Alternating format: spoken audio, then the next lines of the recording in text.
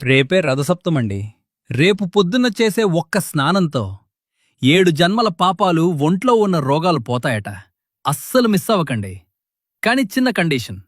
మామూలు స్నానం కాదు. ఖచ్చితంగా 7 జిల్లేడాకులు, 7 చిక్కుడాకులు, దొరికితే రేగిపళ్ళు ఇవి రెడీ చేసుకోండి. రేపు సూర్యోదయానికన్నా ముందే లేచి ఈ ఆకుల్ని తల, భుజాలు, మోకాల మీద పెట్టుకుని స్నానం చెయ్యాలి. దీని వెనుక పెద్ద సైన్సే ఉంది. ఈ ఆకులకి సూర్యశక్తిని లాక్కునే పవరుంటుందట. నీళ్లు పోసుకునేటప్పుడు సప్త సప్తికే అనే మంత్రం చదవాలి. ఆ మంత్రం రాకపోతే కనీసం ఓం సూర్యాయ నమః అని అయినా అనుకోండి. ఆ మంత్రం కింద క్యాప్షన్లో ఇచ్చాను. ఇప్పుడే స్క్రీన్షాట్ తీసుకోండి లేదా సేవ్ చేసుకోండి. స్నానమయ్యాక సూర్యుడికి అర్ఘ్యమివ్వడం మర్చిపోవద్దు. అందరికీ ఈ వీడియో షేర్ చేయండి. వాళ్ళు కూడా పుణ్యం కట్టుకుంటారు. అందరికీ రథసప్తమి శుభాకాంక్షలు.